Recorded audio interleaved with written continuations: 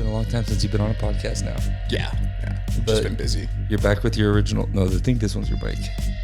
Starting to forget which one is yours, but yeah, that one. I think it is that one. Yeah, this over one. There. Yeah, the OG mics back in the Twisted Talk days. Oh yeah. A lot has changed for you since then.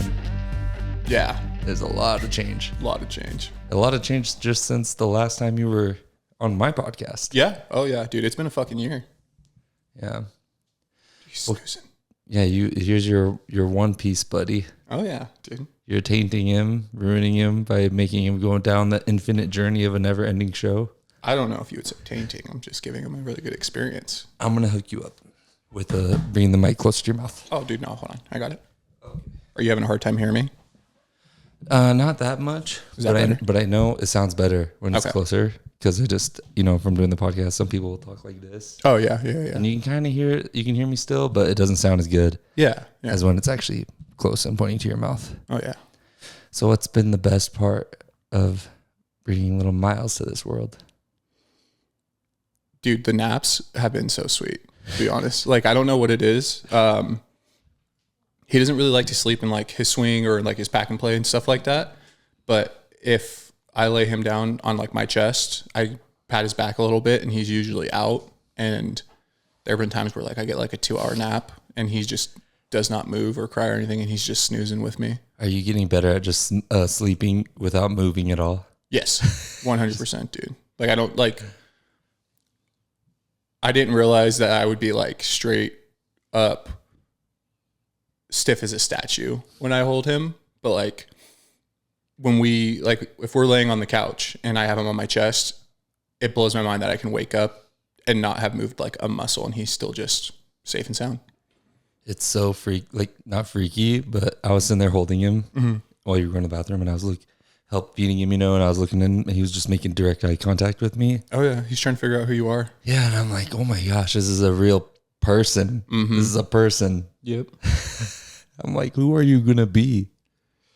It's crazy. That's actually probably the craziest thing is like, there will be times where I'm just looking at him and just curious, like, what are you going to be like? Because obviously like our parents have a huge influence on like who we are, but like I think about it and I don't have like a lot of like things in common, I would say, with like my dad or like even with my mom when it comes to just like things that I did or shows that I watched. And I don't know if it was because I wanted to be different or just other things were more interesting to me, like, yeah. I know mom wasn't like into sports at all. Like only like sports that she would ever watch was like us in high school or like Anna Lee when she started playing volleyball. And for me, like, I'm not going to force stuff on him, but that's something like I really hope is like, he's athletic and he wants to play sports because it's just. You're going to get him in wrestling? If he wants. Oh, what a good answer. Yeah, You're if so he wants. Daniel's the basketball player. Yeah. Well, and honestly, I was on the wrestling team. He was on the basketball team. If soccer would be the only thing that I would be hesitant on.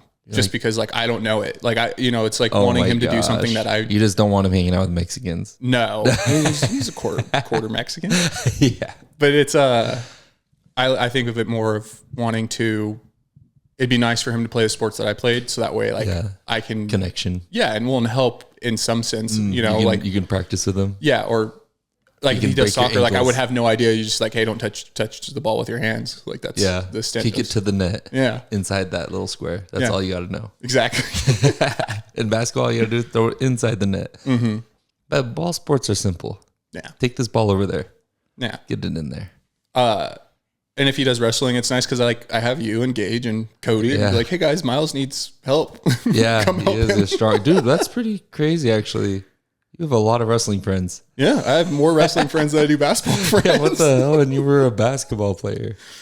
Well, I mean, I'd say it's about even actually, because like Tice and Devin and Camden, but just in general, we have a lot of friends. If it's like who I talk to like regularly, it's like you, Gage, and Cody. Your tight knits are especially with Gage, and you guys have been spending a lot of time with Cody now because Cody is living right next to Gage. Yeah, like and now they're having like their babies at the same.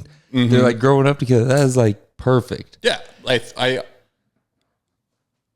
know if I sat here and thought about it long enough, I could give you the exact like time frame that they are apart, but they're like a month apart and they live a block away from each other. So like their kids are going to be crazy. Best friends. Yeah.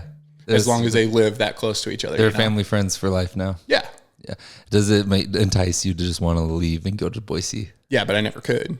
No. Yeah. Oh, duh. Yeah. You are Mr. Responsibility now. You have a lot on your plate. Yeah, before I bought my house, that's one of the places I was looking was like in Kuna, just because like it would have been sweet to just be close to them. And Cuna's really nice, you know. It's just everything up there is so expensive. Everything's just getting expensive. Yeah. It's outrageous. And I know you just want to be right by your butt buddy. Yeah. My best friend, dude. Of course I do. You engage with the cutest couple. Yeah. I haven't met Logan yet. And Logan's old now. Logan's looking like a person. Like this is like, oh, you're gonna like you are a person, you're gonna be a person, but Logan's like a straight up person now. You really haven't met Logan yet? I don't really I'm rarely in Boise much. Yeah. And then if I am, I feel like Gage is a pretty busy dude. Mm-hmm. He's there, and especially with the parent life now. Yeah. I mean, I think I'm just still like this, you know, not having a child guy, still, but like doing adventure single guy vibe. You're still fairly busy for somebody who doesn't have a child to worry about. Yeah, I'm busy. I think you're busier than I am still to this day. But from the perspective of someone who doesn't have a baby, and then you know your friends have a baby, you're like, oh my gosh, like they're probably so busy trying to raise a person. Oh, dude, you know what I mean? Before like he was even brought into existence, like going up there to see them, I felt like I had to cut it back just because of that, like just not wanting to be like a hindrance when they already have something. Because there's so much responsibility on your plate now. But I mean, it's probably a little emphasized from a naive mind like me who is just from the outside in. You're like, that's crazy, there's so much going on. But you coming here, this is a unique baby experience for me. Usually I think for me, most of my life I'm very boy like, where I'm like, I don't want to hold a baby, baby's freaking me out.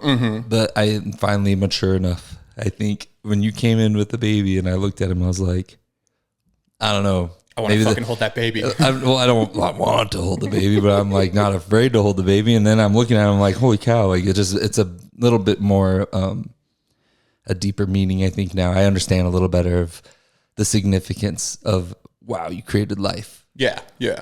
Well, and I mean, I feel like I've always been fairly good with babies because even like my cousin Michaela, you know, she's only 12 years younger than us. So like we were 11, 12 when she was born. And like, that was like the first, like, I would say baby that we were around. So my sister's age, if you kind of think about it. And like, we were helping with her. Like if it was like, oh, go grab that bottle or go get her a snack, like, you know, and then mom had Anna Lee right before senior year, you know? So like senior year, I had a baby in the house all of senior year. And then obviously a little bit of a break, but then everybody started at babies. Like Zach had his son, and then a little bit more down the road, then there's, you know, Logan, there's Hadley, and then now there's him. So like, I feel like I've had babies in your life. Yeah. Around enough to like know, but honestly, it's not anything close to what I was anticipating or expecting at all. Like it's mind blowing. Like I'm working right now just on the weekends, and this is actually my last week before I go back full time. And while I'm at work, the only thing I can think about is like how much time I have left to where I can go home and be with him. You're obsessed. Yeah, dude. He's pretty fucking cool. Yeah, I was sitting there, like I was saying, I was looking at him in the eyes. Excuse me. I was looking at him in the eyes, and I was like, I don't know. I think it's almost like a vibe a little bit to describe what I was feeling. It felt almost like there's a vibe of looking in a mirror where you look into the eyes, and you're like, the mirror as in the human soul aspect. You're like, you see like, well, I used to be like this and I became this someday. Yeah. And this kid's going to follow the same kind of thing. You're going to be someone like us someday. But right now we all start as this fragile, tiny little pure thing. Yeah. Well, and like, you know me, dude, like I would say I'm fairly emotional. Like I'm cool with like showing that. Easily a handful of times, even just this last week, just like looking at him and like talking to him. And then I just start to like think like thoughts like that. And, you know, just like not having my dad around, obviously, but being able to like know, even though I won't be with him full time, like those weeks that I have him, like it's just going to be him, you know, and like he's going to have like certain experiences that I didn't have because like I'm going to try to be there as much as possible. But then it starts to like have me thinking about my childhood and like mom, and then like I just get emotional, I start crying. But like it's crazy, dude. Just like how like locked in and tight you think you are, and then just they bring it out and like so easy. It's crazy. How much do you think? Sometimes, I mean, I've recently just talking about my family situation with my woman before. She would be like emotional for me, but I'm you know, I'm a little more just of a callous, I think, cold-blooded person. Yeah. But I feel sometimes that when you reflect on my own life and you try to make comparisons of what is a normal life versus what is the life you had, you almost want to be sympathetic for yourself. And it makes you feel, I don't know if this is the right way to say it, but almost like you want to feel bad for yourself, and it makes you emotional for yourself. Yeah. Do you relate to that at all? All the time. 100%, dude. And it's, again, just this year in general has been like super difficult, right? Like we were talking about this earlier, but, I think about it all the time, like how I've always like told people, like, I wish I had like a normal life and stuff like that, just because my life hasn't been, you know, like that, what people would consider normal. I'm super thankful that I've had the life that I've had, because I feel like it's made me stronger than others. But there are still days where I wish like I had that normal, I had my mom, my dad life together the entire time and whatnot. But at the same time, like, I don't think I would have been able to handle half of the shit I've been able to deal with, you know, just the last couple of years if I didn't have the life that I had. Dude, like, especially you. Oh my gosh. As long as I've known you, I swear it's always a bumpy road. Yeah, it's always something, right? Like and it's one of those things where it's like, it's almost shitty to think like, oh, it is what it is at this point. Like but also like having the mindset of like, it's going to get better. Like you just got to keep going is like what you need to have. Like, but it's tough. Like, especially with this year, like it has been one thing after another. Like I think if I was to just break it down into like the months, there's been 1 month where it wasn't like, oh shit, something's going on, you know? And then like now it's like, oh shit, something's going on, but it's not like a bad situation, right? Like, cause it's him. Like it's like,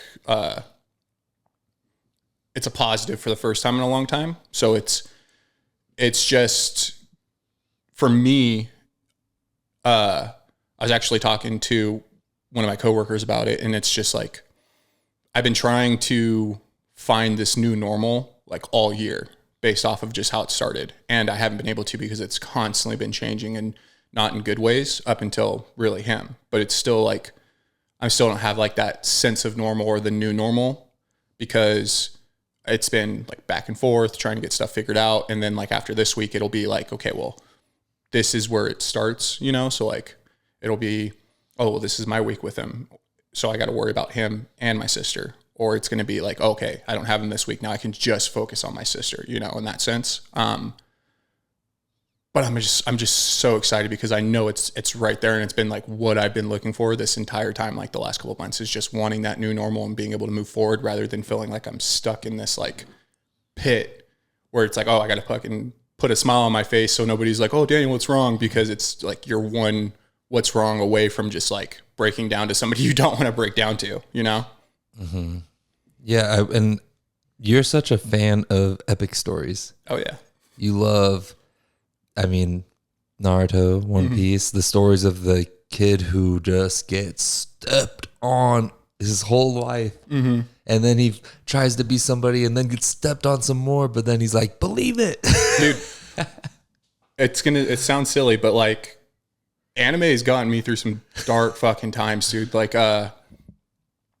without getting like super like emotional or anything like that. Like, so, I mean, we've talked about it, but like when mom was passing away, I didn't actually get to finish telling you the story, but my aunt came down from Oregon to like help because it was like, I didn't go back to work. Like we got the news from the nurse and they're like, she has maybe a couple days. So I just stayed home the entire time with her. My aunt came down to help just be there so I could like try to get sleep and stuff. And she had left to go back to where she was staying and showering and whatnot. And she's just like, well, while she's still here and she's still herself, like talk with her, like sit down and like, if there's anything that you want to say, get it out, because like you won't have that chance ever again. Like at least while she's still her. And like I did. And like I remember it was like after we were done and she's like, is there anything else that you want to do? And I brought up this memory that I had from when we lived in Buell before I ended up like taking off and moving to Boise. But it was when I first was like really, really into Naruto. So I wouldn't even say like I was huge into anime yet, but it was like, I'm going to finish this because I remember watching it as a kid. And then like the story was just so good. And you've watched Naruto, so you know, but it's when he's trying to gain control of the Nine Tails and like he meets his mom for the first time like that. I was sitting at my mom's breakfast nook in her house, and just like that scene where like she's like trying to explain to him that, you know, she's his mom, and he like hugs her and he's like, I've wanted to meet you for the longest time. Like when I watched that, my mom and I had a great relationship, but I had to pause it and go hug my mom. And I told her, I was like, I just want to watch this episode with you again. And then like my mom, who's never seen Naruto, watched that and she was like crying with me. It's a scene that I can watch every single time I see it. I cry. Same with like when Asuna dies and Shikamaru's having that talk with his dad. So like people who talk about anime just being like a cartoon or like they just can't get into it. I just feel like they haven't. It's the whole aspect that it's animated. Like they don't look at the story and like see how great it is. Because I say it all the time, I would rather spend an hour watching anime than watching like The Bachelor, because I'm just not a huge fan of reality TV. And at least there I get to see a story, and like the people that just can create these stories and have you feel something for it not being real is just amazing. Just like some of the best content that's out there. When did you first start realizing, because you, I feel like have been on this, you know, you've been the anime guy for a long time, I feel like. But you've also been, you know, your life's always been kind of an anime story. That main character build up where you have just troubles and conquering. And I mean, you came to Buell and in middle school as a new kid from Nevada, from Las Vegas, right? Yeah. 8th grade summer. Yeah. Well, and I don't know if we've ever like really talked about that. You're good, buddy. Yeah. Why the heck did you come to Buell? Because we had family here. So in Vegas, it was, for a long time, it was just me, my mom, my grandma, Zach, and Larissa, and Michaela. Like Aunt Brandy was always kind of like in and out of jail, you know, like, but there wasn't really anything there for us, is what my mom thought. And like, we didn't have family, you know, like besides us. And my cousin Alan had reached out, and this is back when like MySpace was huge, you know? So like him and I were talking on MySpace, and he was saying that like we needed to come visit, and mom started talking to his mom, and it just ended up like getting like a trip got planned, and we didn't know it, but while like we were just enjoying our time with our cousins, the parents were scheming to get us to move there. So mom was like, hey, you guys are going to stay here for a month and we'll come back and get you, and then we'll go home. Worst fucking month of my life. Hated it just because I missed my mom, but two, I just didn't really want to be there anymore, you know? And then I remember mom showed up, got us, and before we'd even left, she had brought up or said something to one of my aunts like, oh yeah, we're getting ready to pack everything up, and then we'll be back in like 2 weeks. And I was like, that's when it hit me. I was like, oh, we're fucking moving here. And I hated it. Didn't want to. And it was just a huge culture change, you know, going from like such a big city to Buell, where the population's like no more than 4,000 people. Yeah. Then it was like 3,000. Yeah. Is that what, 7th grade? Yeah. And I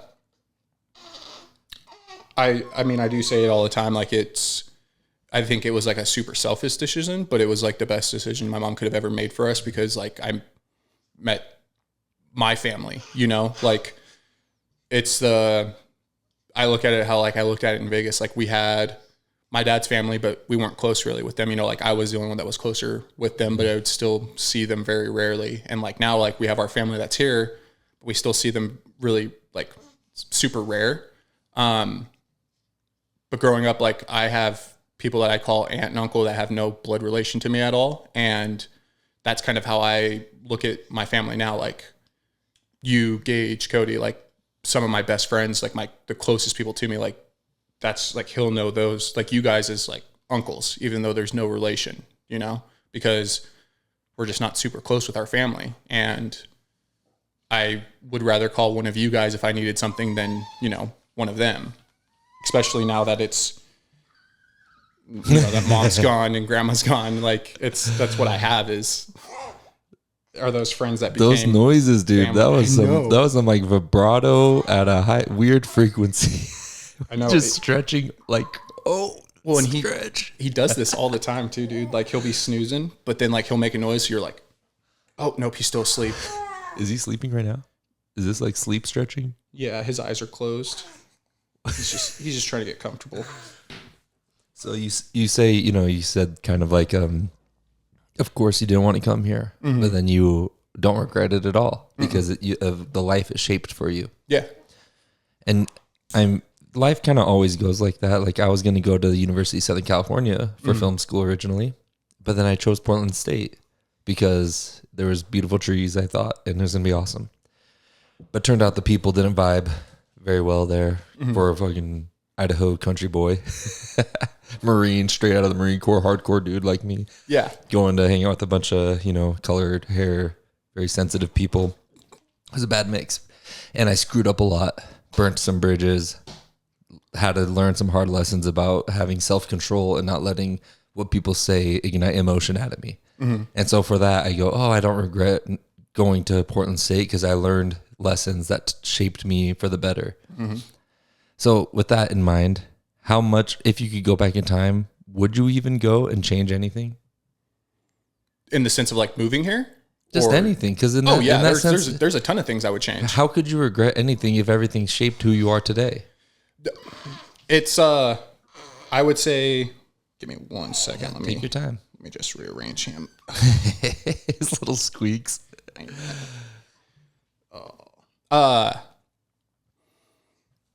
See, and like, I see where you're coming with this. Just things that I wish, there are things that have played out where I wish they could have been different to make maybe certain situations a little bit easier on like my soul, you know? And, cause it's not like going back and like changing something would prepare you more for it, but rather than like being more prepared for it, like having more of a cushion to fall back on rather than not following. What kind of example? Like, what do you mean? Well, like, I guess like the easiest one would be like, with my dad, like before dad passed away, there were a couple times cause he was driving truck back and forth and whatnot, you know? And, whenever he stopped in Idaho, we always tried to see each other and like have those moments, where we didn't have them because he was incarcerated most of my life. But there were a couple times where I just didn't feel like driving out to Jerome to meet up with them, or, I didn't want to leave work early because it was like, oh no, I need money, you know? And it took me a really long time to like, I think really take in the fact that my dad had passed away and was gone. Like, cause I was like, we drove down to Vegas. We were there when it happened. Like I was like the one that had to make like some of those difficult decisions. Like we did it as a family, but because I was next of kin and he wasn't married, like it was on me. And, then like just finally like getting to that realization is like, I'm just never going to have those chances again. You know, like I have a voicemail from him, and it was the last time that he was up here before he found out that he was sick. And I didn't go see him just because it was early. It was my day off. I didn't want to wake up and go out and have breakfast, but that was like the last chance I would have gotten to like talk to my dad. And like, cause every time that I saw him and talked, like we like talked, you know, it wasn't just like, oh, hey, how's it going? Like, we just good talk. Yeah. It was always a good talk. Like we always had like that. And your guys' relationship kind of remedied a little bit, it seems like, because you just growing up, I remember it was like, you know, you don't have a dad. Yeah. And you were like me, because, you know, my dad, he's in Mexico or Florida or something. But then he got out of jail was the thing. And then he must have taken the initiative to want to reconnect with you, is what I'm guessing is what happened. Yes and no. So like, it wasn't until he found out that my mom was pregnant with Anna Lee, but like he would still call like on my birthday and on Christmas. Like really? The phone calls weren't like as often, but like he would still call, you know? And then when he found out that mom was pregnant with Anna Lee, he stopped calling. And he told me that day, he's like, you probably won't hear from me for a while. And like, that was always the thing that like hurt for me, was just like, well, you can still call and talk to me. Like, you don't have to talk to my mom, you know? And, I remember I wrote him a letter, never heard anything back. And then when he got out, I had heard that he had gotten out, or he'd been out already for like almost a month. And so it took him a while to even like call and like get a hold of me. And that pissed you off? Well, yeah.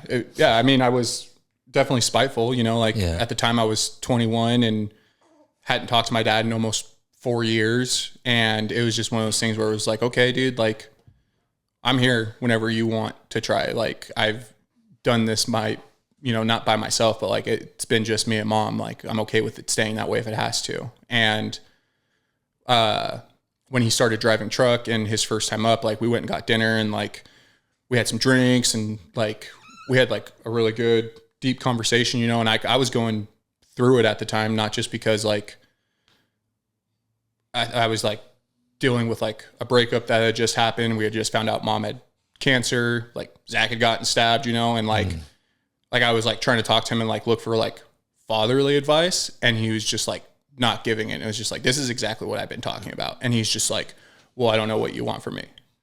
And then it's like telling him like what I was looking for, and him just like having like that realization is like what kind of like started to like build it back up for us, you know, because like you communicated it to him and you got it through to him, and he was able to make steps towards the understanding of what you wanted. Yeah, that's kind of weird though a little bit, because now that you have a baby, now that you're a dad, does that change the way you look at the way he did things at all?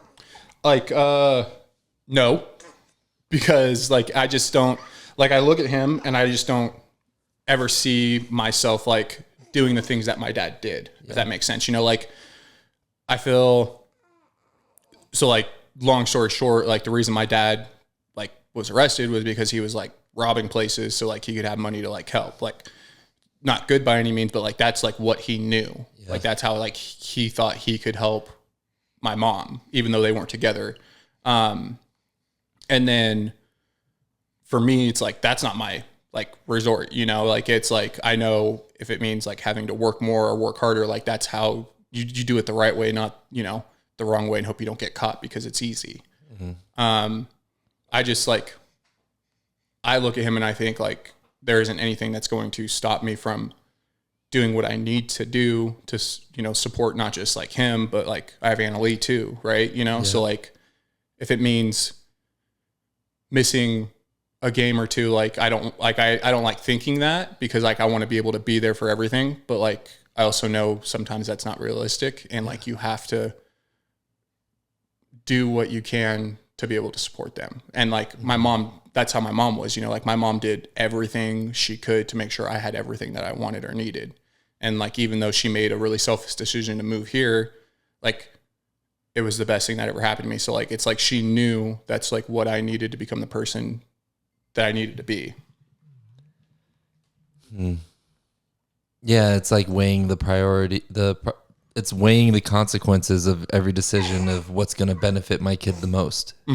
If I show up to their game and miss out on this work shift, they won't have as much money for Christmas toys or something, but they'll have the satisfaction that I was at their game. Yeah. But if I don't go to their game, then I stay at this work shift, I'll have a little extra money for Christmas toys, but then they'll be mad at me because I didn't go to their game. And so which one is the most destructive or productive decision? And I'm thankful that I don't have to worry about that just yet, but I think it really comes down to just like trying to find that balance too, you know, like, and that's something I don't think my dad had. Like, it doesn't help that like him and my mom weren't together, but like, if you really think about it, like or if I was to sit here and think about it, like I don't have a whole lot of memories like with my dad growing up because like he was either in jail or he just wasn't around. But I have a ton of memories with my mom, and my mom was always at everything. So my mom was able to find that balance. I know it wasn't easy, but like she found it. And that's like the one thing that's like, at least this like last month, that's like had me feeling okay, is like knowing that like if my mom could do it, like I know I can, because she raised me. And what matters most, it seems to be, is just physically being there. Even if you're screwing up, if you're physically present, it's like you're there. Yeah. Marsha was everyone knows her. Yeah. I feel like she's there, you know? Well, I didn't know your dad, but what's crazy is like nobody really knew my dad. So like the few times that like he was here and like we got dinner or breakfast or something like that, he met Manny, Angel, Jesse, and then Tice. Those are my only friends that ever met my dad.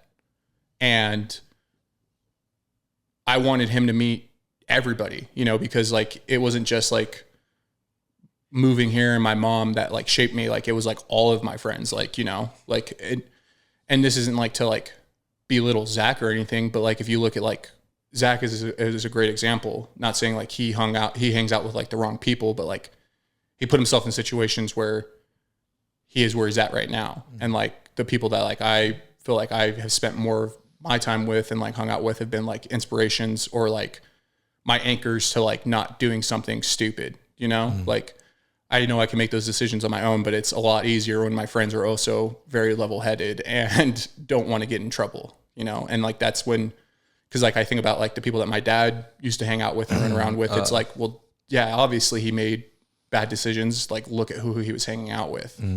But it's so easy to want to hang out with them because they're so fun. Yeah, they're so wild. But then I think that comes back to like finding balance, and like you can have fun, but also be responsible, you know? Yeah. Like, but there's, I often wonder though, because from meeting so many people, I feel like there's just so many different types of people, and some people that are cut from different cloth that are like someone I think of Bo.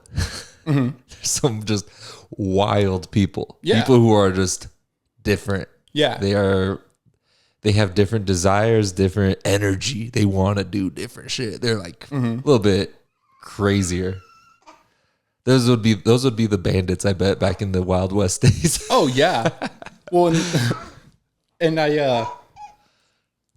Bo's one of my best friends too, you know? And like, even though Bo like loves running around and like pushing those boundaries, yeah. Like I've never felt like, oh, I need to go out and do that. Like it's like one of those things where I'd rather try to be like a voice of reason, where it's like, hey, maybe not, you know, just because I think it's trying to be a good person, but also wanting to, like, for me, it's just wanting to have those people around still. Cause like I said, one of my best friends, I think he really did have an impact on like my life here, but like I've also had to go quite a while without having him around because of things that he did, right?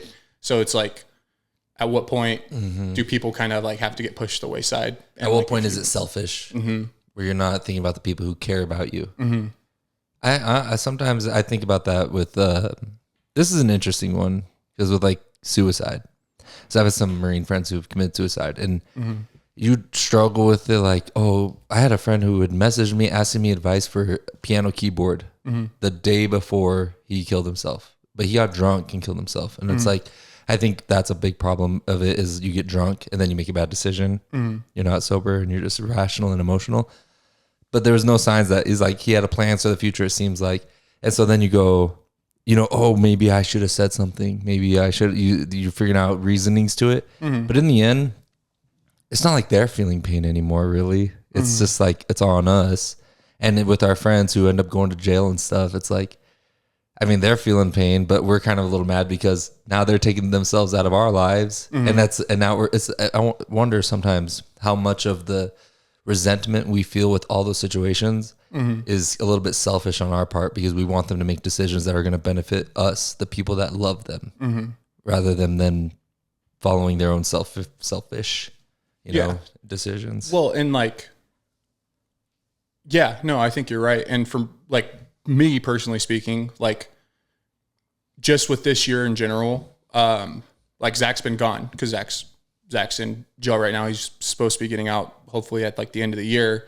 But whenever something was going on, like something huge, like right before mom had her brain surgery, or before grandma passed away, or before even mom passed away, like Zach would call and like same kind of conversation every single time, like, oh, how are you doing? And then like trying to like talk to him and be like, oh yeah, no dude, it's fucking rough out here right now. You know, like you put yourself in a situation where like, yeah, like you can't be there for your family and like you're away, but at the same time, like you're also not in the mud dealing with it, you know? And like I've tried, it was after our grandma passed away and he's just like, yeah, you just gotta stay strong and be there for the family and all that. And it's just like, yeah, dude, I know. Like, you don't have to tell me this again, because I'm the one that has been out here this entire time dealing with everything. Like, I know it's not easy in there for you, but like, it's not any fucking easier being here, having it right in your face every single day when you wake up, you know? Like they're like, with mom being gone, I would say it's definitely not as hard anymore, because like there would be times where I would wake up like in a panic because of a dream that I had, and like I'd go upstairs and make sure mom was okay. Or every phone call, it was like, is this like a phone call where it's like something serious is going on, you know? And like now I don't have that, but I also don't have that person to call when like the good stuff does happen. Like I remember talking about this at my grandma's celebration of life, but my grandma was one of those people that like I called almost every single day just to see how she was doing. And this was before she even got sick, or like to vent or to talk about the good stuff. And I remember it was like one of my first days back to work, and I just sold something and I was going on my lunch break, and, you know, I was like, oh, hey, like I'm going to call grandma. And like, I called her, and like, as I was calling her, I was just like, what am I doing? You know, cause it was just that habit of calling her. And so like I hung up, and it was like, it hit me a little bit harder then, you know? And it's like, I still have moments like that all the time where I want to call my mom, or like, just like talk to her, and just that constant reminder of like, well, she's gone, so I can't. And like, people were like, oh, like you can still talk to her, like she's still there, but it's different, you know, like it's talking to the void. And it's like a phantom limb, where it's like, you think you feel it, you think it's there, you forget that you lost it. Yeah. Dang. Yeah. And something about being honestly, I think, I don't know, maybe this is my bias just from the experiences I've had being around such tough men, like in the Marine Corps and stuff, but men are often looked at as the ones who have to be very strong, the ones who have to be a rock, keep their emotional strength, especially, you know, like keeping, and I mean, you've always been pretty in tune with your emotions, I think, in a healthy way. I try to be. Yeah. Unlike me, I feel like I'm pretty cold. I think I've had to force myself to let myself feel some more emotions over the decade. And I think as I get older, I've realized that's a better thing to do. People can understand that you're coming from a genuine, sincere spot when you actually show them a little bit of emotion. Yeah. But before, I think I was like, you know, men never cry, boys never show anything. But as I've gotten older, I realize that's a bunch of bullshit. Yeah. Well, and I feel like, you know, you can still be that, you know, that tough, hold it in type situation, but you can't hold it in forever. Like because it's just going to eat at you. And like, I think that's one of those reasons why like I try to be as open with it as possible, because of how difficult my life's been. Like if I was to try to hold this stuff in, like I can't promise that like I would be here. Like I could have been gone a long time ago, just because it's a lot, but I'm able to talk through it. And like, I have people that I talk to where it's like, all right, well, that helped. Even if it was like, there's no advice given, it was just like, just getting it out there and like talking towards it, like helps, you know? And I feel like you have to be able to do that, because if you don't, then you're only going to hurt yourself. Like at the end, you know, like it's hard to carry all of that, to carry everything all the time and like just be okay. I remember you were the guy who started getting me into showing me about chakras for the first time. I'm guessing you learned about chakras from anime, and then you started learning about actual chakras in your life. Is the segue to that? Avatar: The Last Airbender, but yeah. Was that what it was? Oh, chakra. And then I started learning about Eastern religions and reading those books, and I came and visited you, and we had to talk about that. And you've always been kind of a bit of a Eastern philosophy leaning kind of guy, I think. How, with everything that's been going on, especially this year, all the new things in your life, how has your mind changed, or has it remained the same in regards of spiritual? I have a harder time meditating, to be completely honest with you. And it's just because it's really hard to shut my mind off right now. But it's nice because like when I've noticed in like my most difficult times when I meditate, the bigger problems always are those things that are a little bit harder to kick out, right? So it's like those are the things that I know, like when I'm done, it's finding those and being able to be like, all right, well, this is what I have to work on, you know, in the sense of like dealing with like losing my mom, or like the thoughts of like not being a good parent, you know, like it's not necessarily little things, but it's like, it's nice. Because even though I can't meditate the way that I want to, like it to orgasm, yeah, it still gives me that. And I wouldn't even say, you know, like that thing that's like holding me back, but it gives me that thing that like I know I'm struggling with the most. It's just harder to like pinpoint, you know, because it's like there's always so much going on, and that's just unfortunately how my life is. Well, when you meditate, are you going for contemplation? Are you thinking about things, or are you going for where you're just empty, where you just try to be nothing? What is it's more I'm more trying to go for that silence and like trying to not be in the moment, but like detachment. Yeah, and like just find that peace, because it just seems like peace is just so hard to find, you know? Because of just day-to-day life, you know, like somebody can cut you off in traffic and can flip a switch. But but then they get T-boned by someone that you would have been in. Mm-hmm. And so for me, it's like, it's just, even if it's 15 minutes, it's just like looking for that 15 minutes of like silence. And when I get to like a certain point in the meditation, it's like my mind's been clear, you know, I get myself into that point where it's like, it's silent. There's always something that brings me back to reality, you know, in the sense of like, oh, so this is like the thing that's heavy on my heart today or on my soul today. It's like, this is what is going to probably be the thing all day that isn't necessarily on my mind, but the thing that's going to like affect my mood, which is like kind of shitty, but it's also like, again, I think it's nice at the same time, because it's like, I know this is what I'm dealing with today. What do you think is if they could measure the benefit, why that works? Do you think it's related to like your physical body calming down and dropping down its adrenaline or something like that? Or does it have to do with something in regards to the mysterious spirit aspect of us? What is your I would say it's more of like your spirit, you know, your soul is like, because that's what they say is like what tethers us here, right? So like for me, like I know when I first started to meditate, it wasn't like I wasn't really going through a whole lot, you know. I was just looking for something to like help me sleep at night, you know, because I just have always had a hard time falling asleep.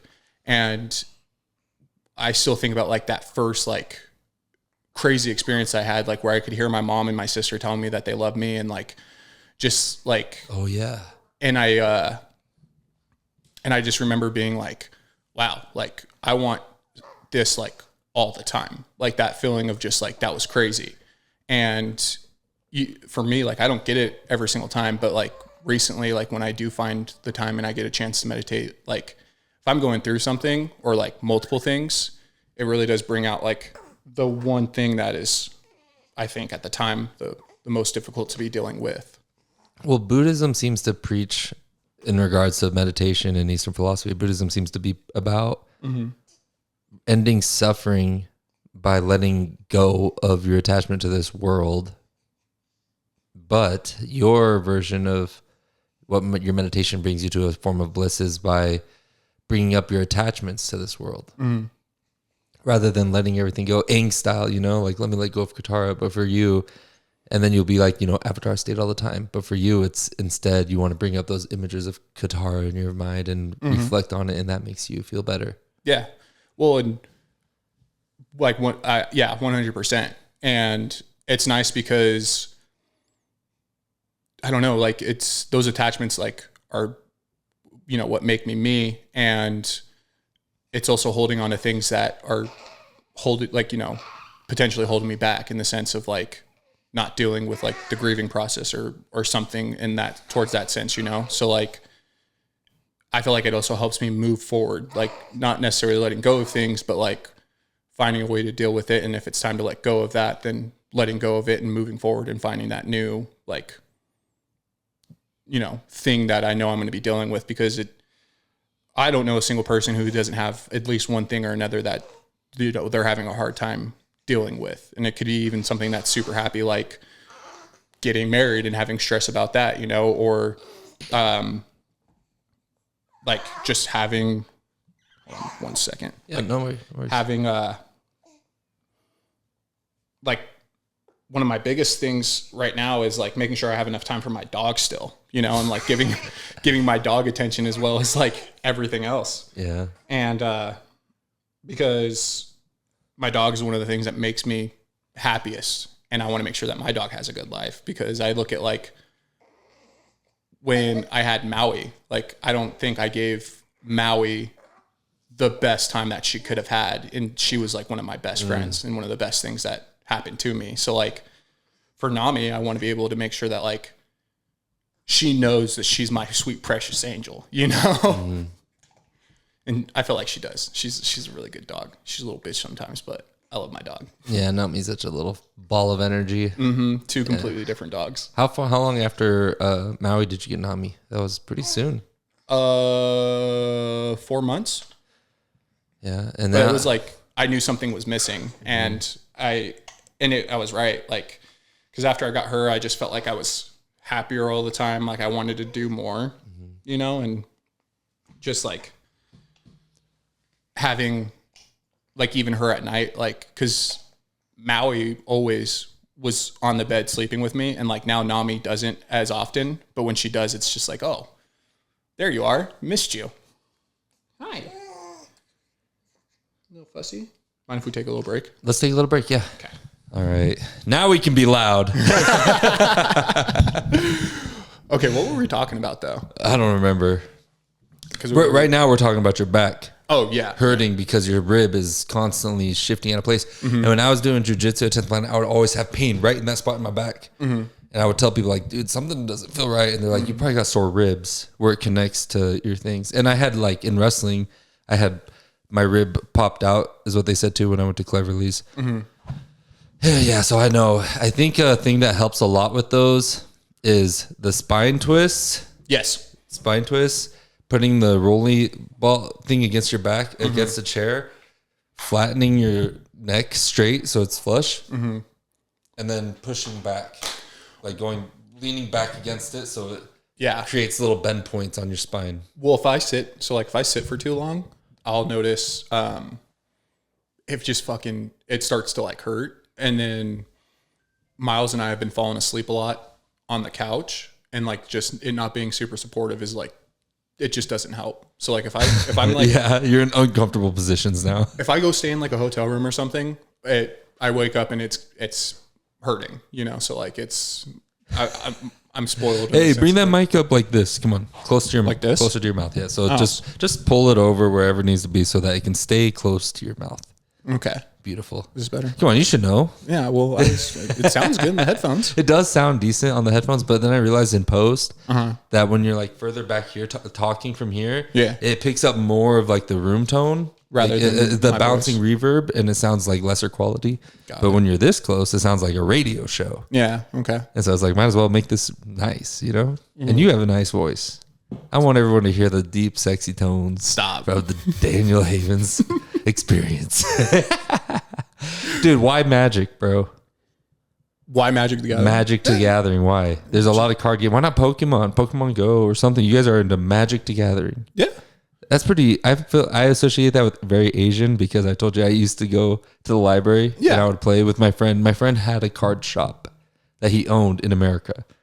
And so he was obsessed with Magic the Gathering. That's so badass. Yeah. And so we would go, he took me to the library when I was stationed in Okinawa. We'd go to the library and he would play like these Japanese kids and stuff who'd be there with like their dad. He was like trying to get them to like do good. No, it's fun, dude. Like I said, Ricky's the reason that like I really started playing, but that's because he got me my first, he bought me my first deck for my birthday. And then I would only really play with him or with Gage. And then there was a certain commander that I wanted to build around, and his name's like Cranko, and it's just a red deck, but his ability is like if you tap him, he creates goblins for however many goblins you have. So if you have like him and like say 2 other goblins, he then creates 3 goblin tokens. So okay. So what? Wait, because I don't really understand Magic. So it's like, I feel like this is the vibe of when I'm like trying to tell my woman about a really cool kill I did on Apex Legends. Yeah. Like, so he went around the corner and he went into the room and I slid it and she's just like, I don't understand anything you're saying. Yeah. So I empathize now. But why someone gives you a deck of cards and say, here, this is a game called Magic the Gathering. Yeah. And you go, oh, whoa, okay. And then you skip straight to, now you're playing, you have all these things. What the heck? What moment was it like, dang, I want to get good at this game. I want to play this game. What is it? I more or less like having something in common with a friend.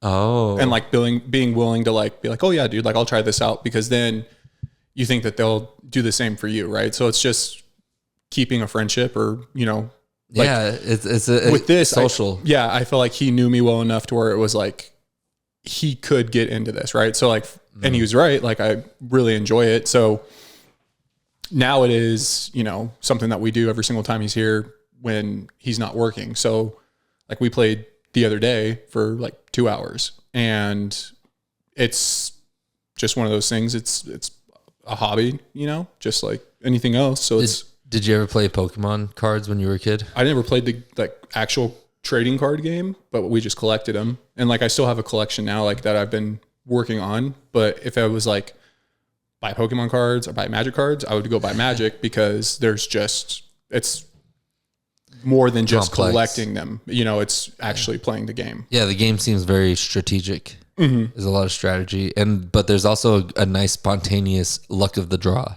Because someone could have a really badass deck where they draw cards. Yeah. So that's initially how it goes. You can walk me through the process. So it's just like basic understanding. Did you ever play Yu-Gi-Oh? No. Okay. And I'm sure I did play Pokemon, but I'm pretty sure I did it wrong. Yeah. It was just like, so more or less, all of your cards have a mana cost, and you get mana based off of lands or other mana based cards. So mana cost means you need this much of an item called mana to be able to even play it. So Cranko costs 4 mana, 2 red and 2 colorless. So colorless can be red mana if you want it to be, but there are other cards that create mana that are colorless, right? So it's like, to even be able to get him out, the soonest or the earliest is possibly turn 4, because and Cranko is what? A goblin. Okay. Yeah. But so unless you have something, and so you're pulling this goblin out so he can fight the person who's also pulling cards out right in front of you. Potentially, yeah. And so you pull out your monster and go, I got a goblin, but I'm going to need this much mana card, which is another card called mana. I'm going to need this land. So your land is mana. Okay, your land is mana. So you have a card that's land. You're playing your little goblin to go fight your player over here, but you're going to need land out that you turn sideways, I think, or something. Right? Yeah, you tap it to activate your mana. How much mana comes out of a land? 1. One mana, one land. Yeah, so you can only play 1 land per turn, unless you have a card that says you can play more. So like when Ricky and I were playing the other day, he was playing a deck that if he got a certain card out, he could play 2 lands per turn, and then he has other cards in that deck that give him the possibility of playing even more. So like his commander and my commander could cost the same, but he's possibly getting it out sooner because he can play more mana per turn. Okay. All right. And then it's just who gets depleted first. Yeah. So you get 40 life and everything. So like everything has a power, and then they have their strength. Where's your life? How is that recorded? You can do it on a phone. You can. Oh, so you just have a piece of paper that says I have 4D life. Yeah, if you want. And then you got one. I'm at 39 now. Mm-hmm. And you go all the way down to the person's at 0. Mm-hmm. Oh, okay. Interesting. Yeah. But like so like with Kranko, where like he's not a powerful commander, but his whole thing is creating goblins. So like that way you just have like a huge army basically. So it's better to try to get 2 or 3 creatures out and then get Kranko out, because as soon as you tap him, because most of the time creatures will have a summoning sickness unless they have haste. So haste is just an ability where you play it, they can do their ability or they can attack the turn they come out rather than having to wait. Okay. So like Kranko doesn't have haste, but there's a card that can give him haste. Okay, so it starts getting really complex because then there's lots of little twists and turns. Yeah. So like there's a chaos factor. But there's also a strategy factor. Where's the balance point for Magic? Where there's chaos and balance? It depends on for who strategy. Yeah, it depends on who you're playing with and what you're playing. So could the chaos factor be strong enough that if someone with a really crappy deck could beat someone with a really great deck? Yeah. Like, so my newest deck that I was telling you about, my Angel deck, we were playing a little while back, but it was Ricky, Isaiah, Andrew, and me, and they've got invested into their decks, right? So it's like playing individually, I don't think I can beat any of them unless it's like a lucky day. But all 4 of us playing together, you're not thinking about just one person. You are also dealing with the other 2 people, right? So you're like, well, who's the biggest threat right now? I wasn't the biggest threat until I got Aurelia out, my commander. And like her ability is you get two attacks. So like if I have 3 creatures out and then I get Aurelia out, so all 4 of my creatures. You're literally making an argument against what you just agreed to, though. But it depends. So like that's what I'm saying. It depends on the deck that you're playing. So you can't. There is a limit though to how much your deck matters. Like there's a point where a deck isn't really going to beat anybody. I mean, you can get lucky. So there is. There's always a chance. Yeah. So like just based off the draw. Yeah. I mean, if you're like, you can go from being the least biggest threat on the table, and then one turn you can become the biggest threat, and then everyone's like, okay, now we got to deal with this instead of the person we've been dealing with the last 3 turns. Wait, this is a group game? Yeah. You fight each other all at the same time? Mm-hmm. Oh, well, I thought it was 1v1 only. No, I mean, most of the time it is, but like you can play. There was once that I watched Ricky and some of his friends play, and there was like 7 of them. So it was a super long game because it's turn based, right? Yeah. So like you do your turn, but you can also like respond to somebody else if you have the mana for it. Like, cause there's like cards that give you that instant ability to be able to do it rather than having to wait till it's your turn. The characters must be really cool. Yeah. It must be really cool to get a bunch of grown dudes wanting to play with them. Yeah. Because they gotta be badass fucking animations, right? Well, dude, some of the card art. Because why don't you play with Pokemon? Badass. They're too cute. Well, I mean, if it was playing like a Pokemon game on like my computer rather than like Magic, I've been playing a lot of Pokemon recently. So like I just recently started playing Magic because of one of the new sets that came out, and I want to know what cards are in it before I buy anything. But what? So like you're gonna know what cards are in the deck you're buying? Yeah, and like know. Oh, what? Like it's not. So like I would rather play. I would rather play it on my phone and build like the knowledge for certain cards before like I go spend real life money on them. Is there tournaments for money? What's the biggest pot for Magic? I couldn't tell you. That's probably a big one, right? Because that's a popular world. That's like you play that shit everywhere. Yeah. Well, I mean, yeah, and I would probably never do that. It's just you need a better deck or what? Well, it's like golfing. Like when people golf, like I typically don't keep score because I start to keep score and then it's like, oh man, I'm playing like shit and I'm not having fun. So like I feel like if you put like that competitive, like, oh, this is a tournament, and then it just takes away like that fun aspect of it and makes it more competitive. I don't know. Yeah, there's a weird balance to that. I had a friend in the Marine Corps who would always tell me, don't do what you love for a living because then it'll ruin it for you. Mm-hmm. He was like in love with being a mechanic. That's why he would always want to fix cars all the time, living underneath the car, in the hood of a car. And I was like, are you going to be a mechanic afterwards? He's like, hell no. I learned that from my dad, like, don't do what you love because then you'll resent it, kind of. Well, obviously, I didn't take that advice. Yeah. but I feel you're built different, dude. break an egg, built different. Yeah, no, I don't know. It all just boils down to gratitude, a perspective of gratitude. Yeah, because it's a complacency factor. It's not that you resent it; it's you get complacent. But there's something fun about competition. I don't know how you feel about competition. We'll see, like playing with friends, yeah, but like playing with a stranger, I probably would just get pissed off, dude. You know, so it's like I'd Flip the table. I'd rather just keep it fun. But what about you're too competitive where it fucking eats at your soul. If you're gonna lose, that's what it is. There have been so many times where like Ricky and I will play Magic when he's home, and I don't win a single game, but it's close. So it's like, it keeps me like wanting to do it because it's like beating him. So like another like really good like example would be I haven't played Madden in like forever, and it's because I just don't see any interest in it. I feel like I lost my interest in playing Madden the day that I beat Jesse for the first time. Because that was like my goal. That was my goal, was to eventually beat Jesse in Madden at least once in my lifetime. And it happened, and I was like, I would be okay with never playing Madden again. Oh my gosh, that's great. Wow. Yeah. You're a story-driven kind of game guy, though. You like Kingdom Hearts? Love Kingdom Hearts. That's a story-driven game? Yeah. That's my favorite video game of all time. For Apex, this is what it is for me. I love Apex. I play ranked. Me and Isaiah are really competitive.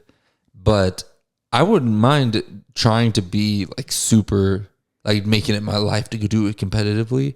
But the problem is there's too many things that I do love, and I have to choose which one I'm going to do because you only have time to get really good at, some things. Like maybe one thing if you really devote your time to it. Yeah. And become an expert at it. So it's like if you were going to be a champion who wins tournaments in this game, you're going to have to devote a ton of time now. And where's that time going to be taking it from? What pool of other things? Exactly. Yeah. So it's like, are you ready to make that decision to like change your whole life up so you can just play Magic 10 hours a day and like level up your cards and become someone who can become a fucking world champion? Yeah. No. See, or just have a good time. Yeah. Well, and it's money to be able to do stuff like that too, and like to buy the decks, especially for Magic. Well, and cards, and I mean, even like. Say it was golfing, you want to dedicate your life to like golfing, swinging. Well, like, do you have money to where you can go out and golf every single day because that costs money, and then to also be able to support yourself? You know what's a sport I don't like? Some of my friends are going to hate this. Professional fishing. That turns into some bullshit to me because one of my friends, he's obsessed with it. He follows like YouTube fishermen who are athletes. But the thing is, they have like sonar. They have the best of the best fishing technology. And they scan the fish in the river. They find them. They're out there racing to get the biggest fish. And it turns into just this rich boy sport of who can afford the coolest fishing gear. Never been anything that is, one, like been interesting to me, but like two, has ever made any sense. Like, I don't understand. Like, it just, catching. Do you agree with me? Yeah. You agree with me? Okay. I don't think it should be a profession. Yeah, it's like sport. It should just be like a happy coincidence that someone won, like got a really big ass fish. Like, wow. But I guess they probably would argue that there's the chaos factor. Just like in Magic, you could have the best gear, but it doesn't mean the little kid sitting on the dock might just pull up the biggest bass right now and beat everybody. Yeah. So I guess there is still a bit of chaos. The money makes you think that they trump over everyone, but there's still, you can't fucking read the river that well. Yeah. Actually, I don't know I wonder how good you can now. They all got drones with sonar. We'll see. And around the river. Again, it's a thing where it's like, it doesn't make sense to how it can be like a profession.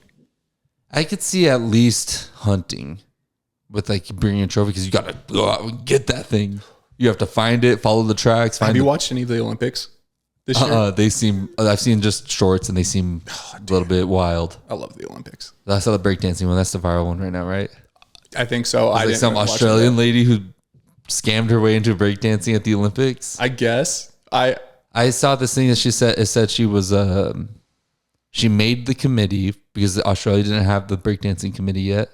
Made the committee for the breakdancing like league to go to the Olympics. For the competition, it was just her against her family and close friends. She made herself win and sent herself to the Olympics. So badass though, dude. She got to compete at the Olympics. She's like, hey, it was legal though. Like it was, but people, I think it's wrong. about to get bad. It's probably going to go bad for her now. Well, and I don't know how true this is because I didn't really like look into it. Yeah. I just had seen something on like my feed. Wrong. But they're talking about, at least from what I saw, that boxing might not be in the next Olympics. Oh, because that boy who went into the girls. And if that's the case, that's bullshit. Beat some girl's ass for the gold. Yeah, no. But the reason they let her into the Olympics is because her I say her because that's what she identifies as, but you can't be going into combat sports and beating up biological females. They're different. That's not. I should just fucking join the Olympics then. Jesus, I'll be fucking Jasona. I don't know, man. That's a topic I just rather avoid. It's twitch muscles, dude. That's what it is. We're faster. Just look at every record. There's a reason they are separate, male versus female. So, and especially in combat sports, you aren't seeing. Show me any professional fighting organization where they have males fighting females for championships. High school wrestling. Oh, honestly, and in my high school wrestling, there was a girl. And that was in the early days. No, and I'm pretty sure there was a girl this last year who won state against boys. Yeah, and actually there was a girl whooping ass my year. Yeah, this black girl from like Minnetonka or something. Canyon Ridge. I think she was from Canyon. Do you remember her? Mm-hmm. And she was at state wrestling. I remember we loved watching her because she would whoop on those boys, the skinnier boys. Mm-hmm. Yeah. Okay. You're posing a good argument there. Maybe we should bring it all together. honestly, we should just do. We don't need we just need the best in the world. Yeah. And if you can do the best, whatever. I saw something, but it might be you're probably gonna see a like decline in presence of female athletes if we do that. Well, yeah, but I saw something too where I love the Olympics because it is the best of the best. But you know how like the draft, like you could get drafted randomly, right, for the Army if something was to go down. There should be a draft for the Olympics where like it's the best of the best, but then there's like normal people Olympics. So like at the year after the Olympics, like you get a letter in the mail. It's like, hey, you're competing in the men's 400. Oh my God. So you have 3 years. People. Yeah. Just random people. And like, it could be like one of the fattest guys out there, but he gets the draft to run the 400. And then he has 3 years to prepare for that. Like how sick would that be? They're like, okay, hey, we'll pay for your living and everything. All you have to do is train, and you're our normal person for this event, and you need to bring home a medal. And there's just normal people from everywhere going at it in different events. Yeah, dude, so there's the best of the best, and then like after their event, and be like, oh hey, now it's all the normal people who just got drafted for the Olympics. You know, next year they're doing the enhanced games Olympics. There's a competitor to the Olympics coming out, and they're allowing the use of steroids. They're not going to test for things, and they're just going to see who is the true best in all these same categories in the world. And they have a lot of sponsorships now. No way. And they're going to pay their athletes a lot more to attract big name athletes. They're trying to bring in gold medalist Olympians so they can actually have high level competition and bring in people who are also just enhanced and juiced up and can go in and just see who's the best. I don't know how I feel about that. I think it's cool. Just fuck it. Just see who is the real fucking best. Because for one, the one thing the Olympics is already that. It's the best of the best. But people are cheating. People are still cheating. Russia. There's a whole scandal that happened. They're still juicing their people up. Have you seen Icarus? There's a documentary called Icarus, and this guy who was injecting himself. It won an Oscar, I'm pretty sure. He was injecting him. He wanted to cheat the bicycling system because Armstrong, he was caught using steroids too, and they found out it was like the top 19 people all got popped for steroids. Everyone's fucking using steroids and trying to hide it. That's crazy. And this guy reaches out to this Russian steroid specialist to make this documentary where he's going to have him try to secretly inject him with steroids to see how far he can go in this bike competition. And he was going to cheat and document it and make a documentary. It turns out this fucking Russian guy ends up coming clean. He's the head of the federation for testing for steroids for the Russian Olympics, like Olympians. And he came clean and whistle blew on the documentary that they've been lying and showed them how they've been cheating the system, because that guy hired that Russian but I don't even know what the fucking title would be for him. He's like Olympian test steroid guy. Okay. He hired him specifically so he could help him cheat the bicycle competitions. And so he could document to show how easy it is to do that. That's wild. That was the goal. But then he whistle blew on the Russian government and said that they've been cheating for the last fucking 5 decades. Is my shit going off? No, I think it's mine. Sorry. Oh, it's mine. Mine too. We're both going off. But yeah, so then they found out and it turned into this whole scandal, and Russia got banned from the Olympics for a while. And it's just people are finding out constantly that other countries or people are just popping for steroids that they just didn't know how to test for it properly. People find out a way to get around it. Yeah. And so, and the thing about the Olympics, they don't pay their athletes. Their athletes get dog shit. I mean, it depends on, I guess, it turns into your sponsorship abilities later. That and where you compete, like who you're competing for. Like, I can't remember the country, but there are countries that pay their Olympians if they bring home a medal, depending on which medal. The Olympics, like the Olympic as a marketing, like what do they call it? Like what the UFC is. Like a promotion. I was going to say like a brand. It's a promotion. Okay. Yeah, a promotion event where they're just promoting you to watch this, and they're just getting eyeballs around the world. It's a big, huge promotion. The way the Olympian is for Mr. Olympia is for bodybuilding. This is just a promotion. It's not like actually anything special, but they've built this brand around it that you believe. But the thing is, they're soaking in all this money, shit ton of money, and they don't fucking distribute that out to the athletes who are competing in the events.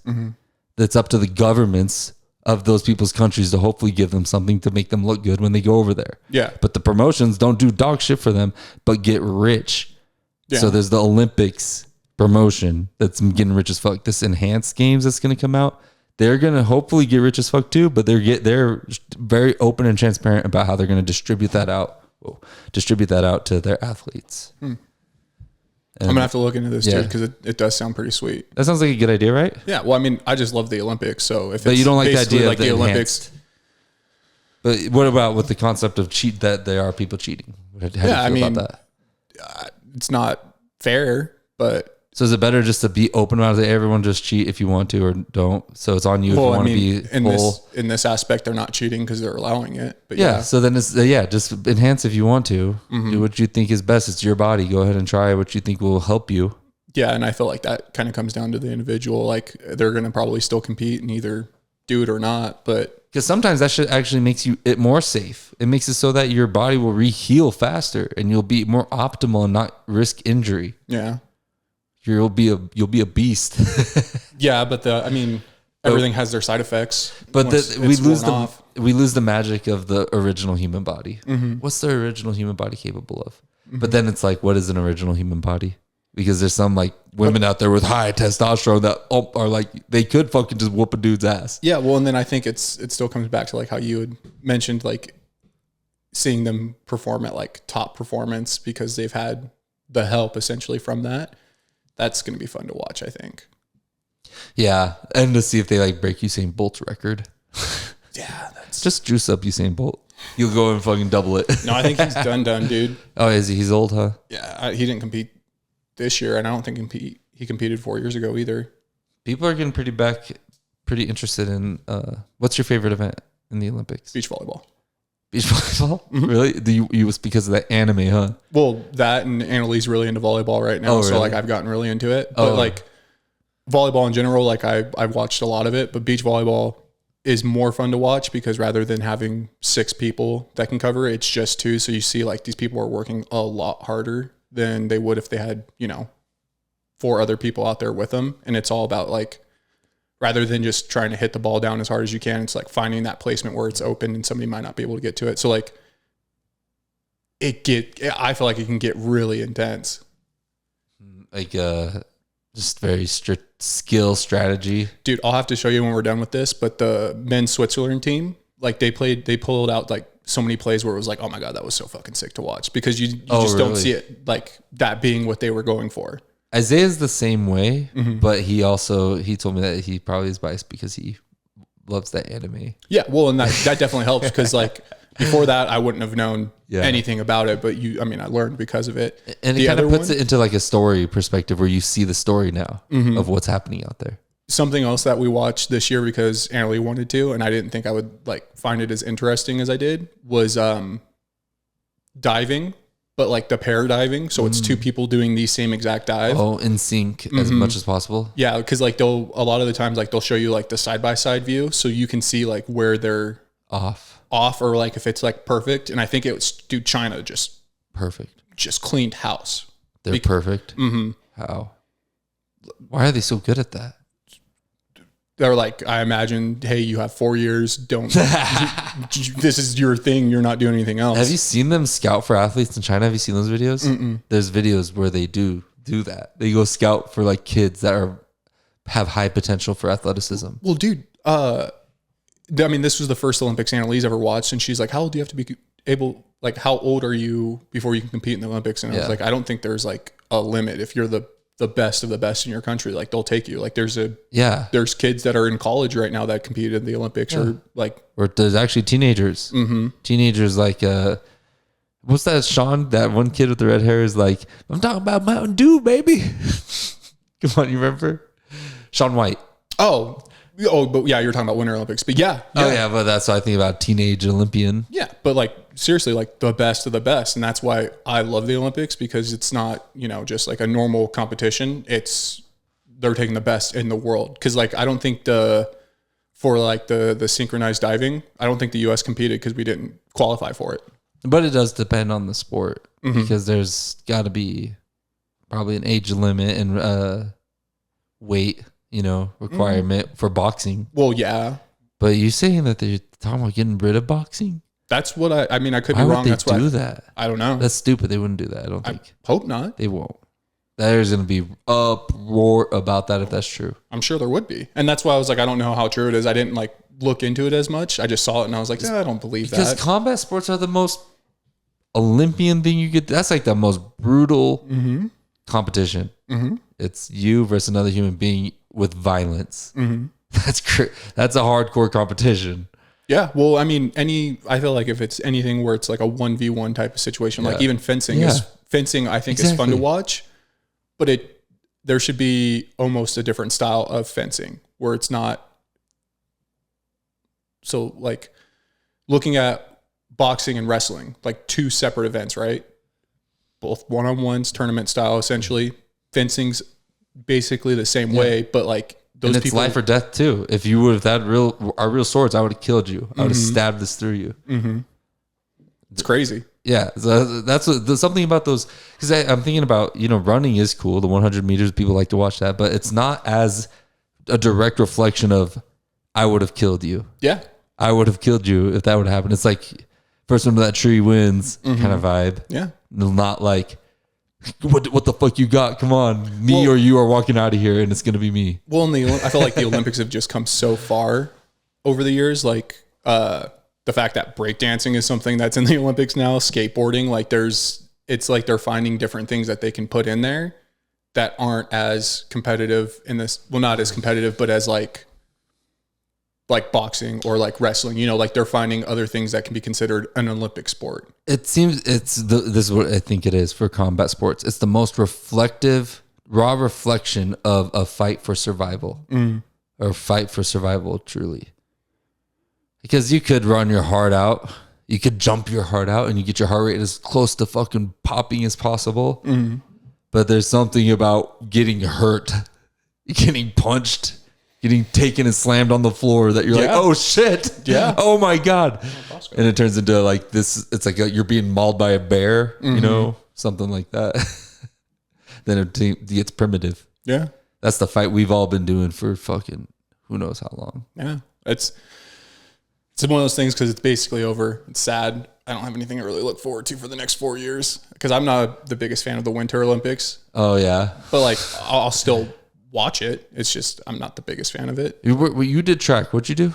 You were jumper? Jumped and then I ran the 400. Oh, 400. Whoa. I hated it. Were you good at it? No, I don't think so. I mean, I was decent. I ran a decent pace. Did you get any medals? No. That sucks. Yeah. Dang, dude, that's a lot of pain. That's a fucking long ways to run as hard as you can. Yeah, it sucked ass, dude. Not as bad as the 800, I would imagine. No. It's not like the further you get, the worse it gets because I feel like at a mile, it's all about your pacing. Yeah, at a mile, you're like pacing, but 800 seems like a shitty pace. Dude, again, couldn't do it. Yeah. The fact that I did the 400 in high school was still mind blowing because I didn't want to. It literally, we were doing something at practice for like fun, and I didn't do any of the running events. So, I was just like, I'm just going to take off as fast as I can and run as hard as I can.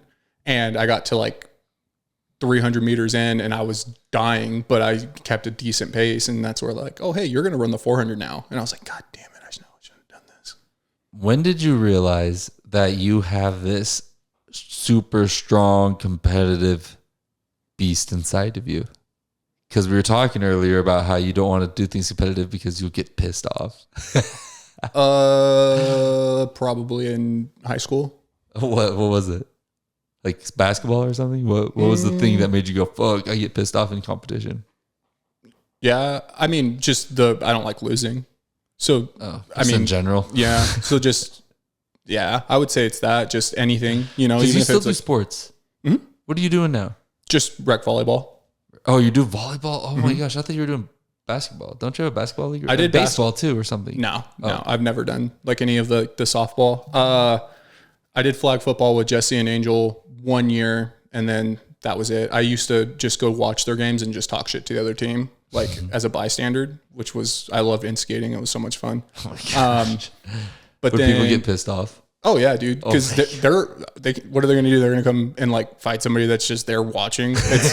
It's a bunch of grown men playing flag football. Like, yeah. Oh my God, you're just talking shit. That's hilarious. And we had basketball teams for a while that we would play with, and then we got into volleyball, and out of like having time for something, like I'd rather play volleyball than basketball. Like we tried this year, but again, like just with how this year was, like I missed a lot of the games, and I was like at the point where I was like, I'd rather not anymore. Like I still love basketball. It's still fun, but I'd rather just not spend a Tuesday night going and losing a city league game.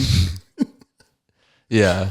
Just not as fun anymore. Yeah. And like, volleyball, like I said, like it's my thing right now that I can use to bond with my sister because of how much she loves it. So yeah, you just like to go watch her anyways, mm-hmm. but you don't want to be out. Oh, you love playing too. So dang, volleyball's just your thing now. Mm-hmm. You're a volleyball guy. Yeah. A lot of fun. Yeah. How do you feel about cheer now? Hate it. hate it just as much as I used to. Look at you, dude. You are attracted usually to the more feminine dominant sports. The only reason I did cheerleading was a favor, and then I got a scholarship for it. So it was like, why not? And it was fun. It was just one of those things where it's not part of my life anymore. Like I've been asked to go help. And if it's a favor for like one of my friends that's coaching, I will, but I don't want to be a part of that world anymore. There's a lot of drama. Yeah. Well, and like Annalise brought up like the idea of like doing cheerleading. And I'm like, well, look at it like this. If you do this, you can't do this in the sense of like other sports. Cause I think she's finding what she wants to do, and like what she really enjoys. And like this year we had that talk, like she wanted to try out for the cheerleading team, but she didn't want to not be able to play volleyball. Yeah. And I was like, well, you can only do one because that's how it works most of the time, And so she decided she was going to do volleyball instead, which I was super thankful for because I also don't want her to be surrounded by people who are typically mean. Oh, so is that what your experience from cheerleading, at least in the latter days, I would imagine? Yeah. You had a bit of mean drama going. Not like on my side of it, but like you see how people act and it's like, I'd rather her do this because I know she loves it than give this a try and then regret it, Well, I think teenage girls, and that's usually who you're around when you're in cheerleading, are prone to social destruction as their form of combat. Yeah. They will, instead of punching you in the face, they'll run your reputation into the ground instead. Mm-hmm. And that's how they like to fight. Yeah. It's some crazy shit. Mm-hmm. I'm like, whoa. Especially being around, like, because I've been doing this docuseries with the cheer team at CSI. And I mean, I see it. I've even had some flares try to come towards me sometimes. I'm like, whoa, I'm not doing nothing. Yeah, like I didn't do shit. Mm-hmm. Yeah, some people, maybe it's a special era too in people's lives where they're just a little bit, on edge. Mm-hmm. I don't know. Well, and I think it kind of comes back to like co-ed sports, you can see who's more driven. And like you had said, a lot of the times you're seeing it out of the guys than you are the girls. And really? Yeah. And not saying that like they're not as driven or as competitive, but like just that hunger. More often. Yeah. Yeah. You're seeing because you also have some girls. There's some girls that are they're beasts. And they're driven. And they're just beasts. That's one that I'll think of as like Clara Comer, beast. Yeah, absolutely. But then there's some girls that are just lazy. Just like there are guys. Yeah. Oh yeah. Like, but I mean, honestly, there's some lazy ass guys, but you're not wrong. Like, and that's the whole thing. Like, with girls like to be social more. Yeah, but that's the whole thing. With like a team sport too. You know, like is most of the time it's the people that are the hungriest that are out there. So yeah, and that's the hard part. Team sports. You're such a team sport kind of guy. You love team sports. Yeah, I like to. It's not like being able to like rely on others, but knowing that you have somebody that has your back. Because you can't do everything on your own. I wonder what Musashi would say to that. Have you seen you know Miyamoto Musashi? Yeah. There's a Book of Five Rings. The Book of Five Rings, yes. Yeah. Have you read that? Yeah. That's a sick book. Why the fuck did you read the Book of Five Rings? You're not into martial arts shit. Why are you reading the Book of Five Rings? Because you can take a lot of his lessons in that book and apply it to real life. So there's actually a guy that I listen to his YouTube videos. I'll send you his page, but he that's how I found his book, is because like he just talks about like life lessons that you can take from it and like add it into your life. So and give me an example, like a translation of, because it seems so reflective of fighting to me. So I'm interested to hear how you relate it to life. Well, I guess it would depend on like which part of the book that you're looking at. How about I pull up the concepts just in general and let's see this, because I can't think of it right off the bat either, but there was like book 1, air or some shit. Book 2, so there's fire. So there's earth, water, fire.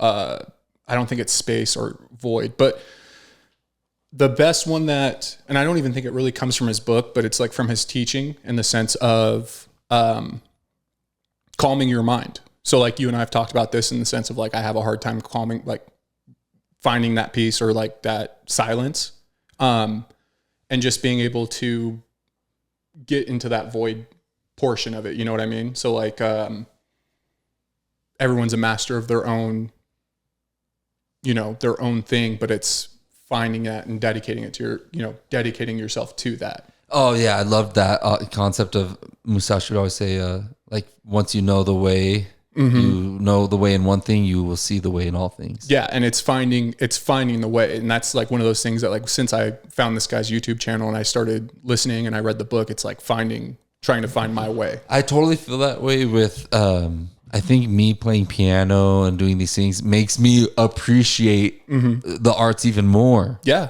Like I'm like, whoa, when I see masters. And that's something he talks about, because he was, a philosopher, a painter, and a writer, but he was also a skilled like the best. Yes, you're right. Yeah, I wanted to get some of the Musashi paintings that he does and print it out and put it out around here. Yeah, and when I like started listening to these videos, and then like I started like, and I read the book, I was just like, it was is another thing, like how we were kind of talking about religion earlier. Like it's a different perspective on life. Like this is, thousands of years ago that he was out there, or hundreds of years ago, like he was out there fighting for survival, but he was also able to calm himself and paint and write, and like you should read this book Musashi by Eiji Yoshikawa. I have it. You have that? I haven't read it yet. The 1,000 page, it's like 1,000 pages. Have you started it? Yeah, it's a big journey, but you'll love it. You will love it in particular. I know you'll love it. All right, hey, let's go over this real quick. The first concept, the main principles of Musashi were the way of strategy. Musashi emphasizes understanding not just the techniques of combat, but also the broader strategy behind them. This applies to various disciplines beyond martial arts. Okay, so just having the concept of strategy in your life, I guess is that way. Because there's very specific elements. Oh, the 5 elements. Yeah, so it's the way that I look at that is like what I was talking about earlier, like finding that new normal, right? So like it's essentially having your strategy through like for the day, like knowing that this is what's going on at this time. Like life can be unpredictable. It's like but if you discipline. have like, yeah. So like if you have like your consistency and you're able to dedicate an hour out of your day to like the gym, and you know you're doing that every single day, or an hour of your time to reading, it's just finding those things that are going to bring you that inner peace. Dude, one thing, I'm sitting here looking at the elements, because the Book of Five Rings consists of 5 elements. Avatar: The Last Airbender. Earth, water, fire, wind, and do you remember the last one? It's a void, isn't it? Void, yes. Yeah. Void. I love the concept of the void, because in the book Musashi, he'll be like, once again, like he will go into meditative and he'll like talk about it in the book, he'll be breathing and he'll be like, once again, and to enter into the void. And he's like he considers it like putting his mind into the void. And I love the concept of void, because it just makes me think of space and dark matter and all that crazy shit. Well, like, and with him too, like it's talked about like while he was known as like the greatest samurai of his time and he never lost a battle, is because he, like you said, like knowing your one thing helps you understand all. And like him being as knowledgeable as he was, he knew how his opponent was going to move. And that's why he didn't lose. Like he was able to not deal with he was able to deal with his anxiety better than others, because he knew of what he could handle. And just from watching his opponent, he knew what they could handle, and that's how he would win. And a lot of it comes from a strong understanding of the basics, such as the concept of earth. The first one, stability and foundation. You must master the basics, have an understanding of the basics. And then you go on to water, adaptability and fluidity, the ability to change and adjust. Then fire, aggression and energy, taking decisive action. This is all the skills on how to be the avatar, huh? Pretty much. Yeah. And then wind, awareness of others' strategies, which is what you were talking about. The understanding competitors. That's what it is. Yeah. And then the final one, the coolest one, void. The spiritual aspect, achieving a deeper understanding of oneself and the universe. The void. Yeah. Whoa. It's one of my favorite books. That's like Maslow's hierarchy of needs, like the final one, self-enlightenment kind of. So it's the final one, the void. Being able to understand oneself. Okay, Musashi, but how are we supposed to fucking understand ourselves? Sit under a waterfall and meditate? Maybe back then. What do you think is the most direct, if you could give someone advice on how to discover oneself and the universe better, what would you advise them to do? I don't know, dude. I mean, I feel like we've talked about this, like meditation has helped me understand like myself better, but I think it just kind of comes down to being able to sit in that silence, What are the mechanisms that take place during meditation that make that a symptom for you? Like for myself? Yeah, where you feel like you are now discovering yourself more, discovering your place in the universe more from just sitting still. Why is that?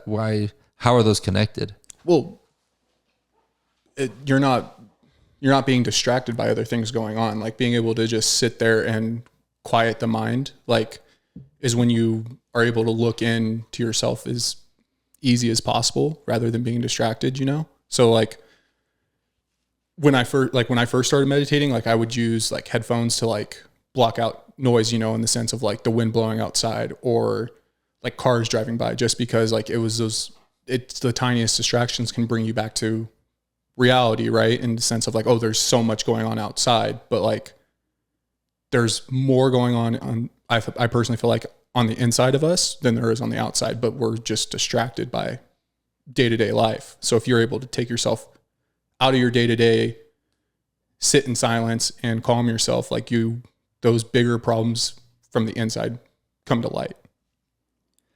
It gives you like a third person perspective. Almost, yeah, is how I would look at it. So like meditation is something that I always recommend to anybody that's going through anything, because you get to the root of the problem, I personally feel like. And that's for myself, other people will turn to religion, or if they're, I wouldn't say lost, but if like they have what they turn to when they're at their lowest. Some people, it could be drinking or drugs or whatever, but it's not a healthy way of doing it. I mean, there are times where meditation can probably even be not super healthy because you're avoiding everything else. It's just finding a good balance of what steadies you.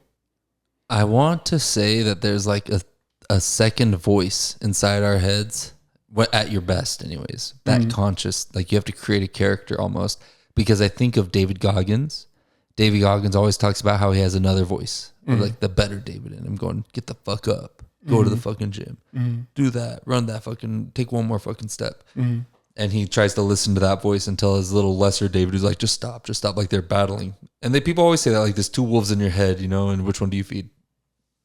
And then Joe Rogan, I've heard him say that he likes to imagine his life as if there's a documentary camera crew following him. And he wants to, like he's in the movie for his life, and he's thinking, what are they going to see?